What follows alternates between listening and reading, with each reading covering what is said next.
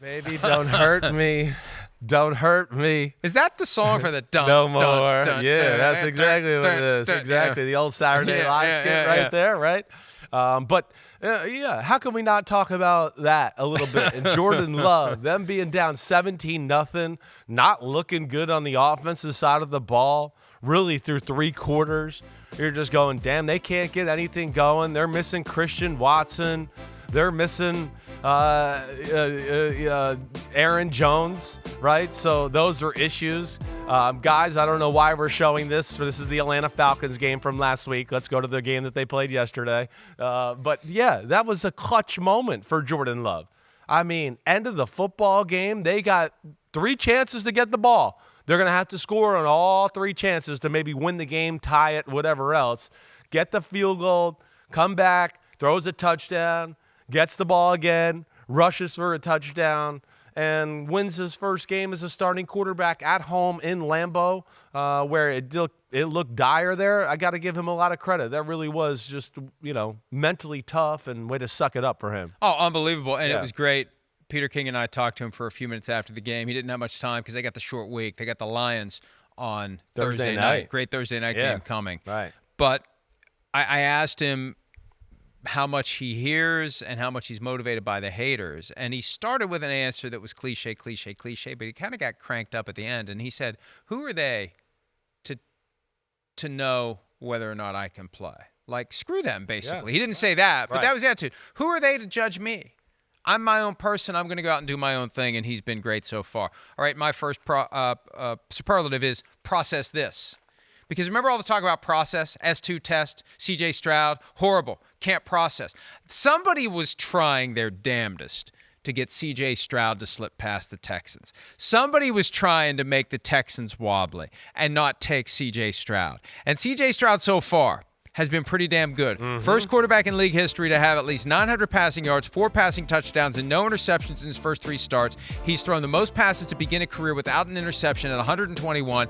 Oh, and they beat the shit out of the Jaguars on Sunday to shock everyone, most notably the Jaguars. So they got something in C.J. Stroud to the point where if I'm David Tepper, the Panthers owner this morning, I'm thinking, how did this happen? Yeah. That I fell in love with Bryce Young when C.J. Stroud was right there. Maybe they listened to the process this and process that and S2 I don't stuff. think there's any doubt. That's all they ever sold on. About because all they ever heard from the them. moment the Texans did not hesitate to take him, I thought somebody was hoping that Cal McNair, because the target really isn't the GM. You want the owner, the one who's got the ultimate say to get nervous. Right. They were trying to make Cal McNair skittish about C.J. Stroud, and to the organization's credit, they didn't take the cheese, and so far, so good. And look, long way to go, but he's been the best of the 3 guys taken in the top 4, in large part because Bryce Young and Anthony Richardson both didn't play on Sunday due to injuries. Sure. I mean, listen, Anthony Richardson, of course, we know how talented he is. He's going to have something to say about this. Bryce Young, I got to see more. It's not great so far,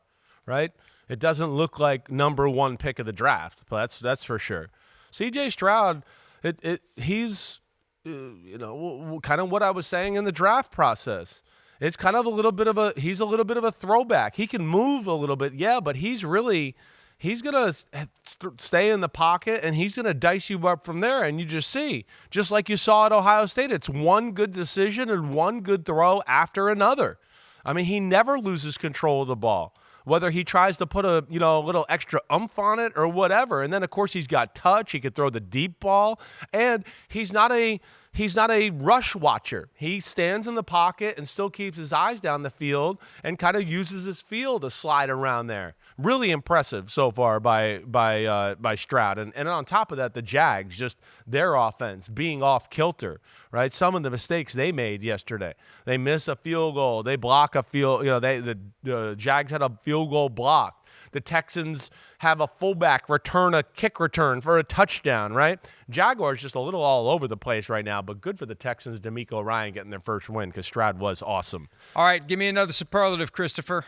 Roar! Christopher David. I learned on Saturday night that your mom and your aunt love it when I call you Christopher David. But usually that's when you're in trouble. Yeah. They like to call me Christopher David, so that's how that works there. And people close to me definitely do call me Christopher, so you're allowed to do that. But that was my superlative right there. roar, okay? And that's a lion if you wanted to know. They're trying to figure out how to spell that, R-A-W-R. I guess that's close enough. Try to figure it out, okay? But, yeah, the Detroit Lions, the one thing that drives me crazy about them a little bit is, and I think I said this when we picked the game last week, it just feels like every game's kind of a coin flip. It's like, are they going to make it on those 2 4th downs they're going to go for? And if they do, they'll win the game. But if they don't, they'll lose the football game.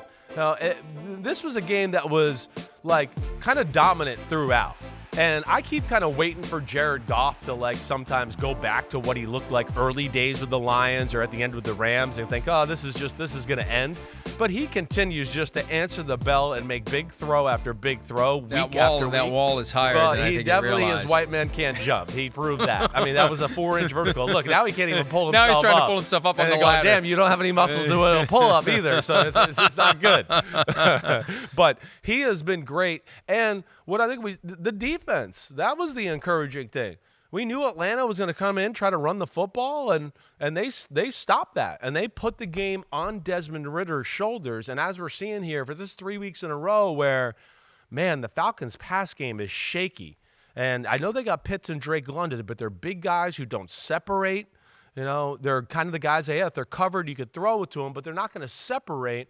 And, man, the Falcons, the passing game definitely worrying me a little bit as the season goes along here. We got to give some love to the Buffalo Bills. Their defense was incredible. Yes, it was amazing. And, you know, I know that anytime you have to explain a joke, it makes it inherently unfunny. But I think Sam Howell looks like John Belushi.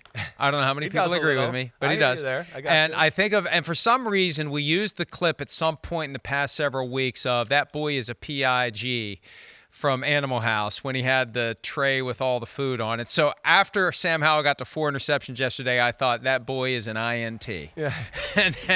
and look, it's not just him, it's the Bills defense. The Bills defense was great yesterday, and Sam Howell had been pretty good through the first 2 games, and they were 2-0. And this was one of those where, and I'm going to do the mini victory lap. It's like, okay, time for connective tissue. Commanders had to screw around with the Cardinals. Commanders had to screw around with the Broncos. Bills look pretty damn good against the Raiders. Ipso facto, Bills are going to kick the crap out of the Commanders. I didn't see that defensive performance coming, but that's what fueled the win over the Raiders. That defense wakes up. All of a sudden, it's less pressure on Josh Allen, less pressure on the offense, and you have balance, and you have a team that can't wait. Can't wait for week 4.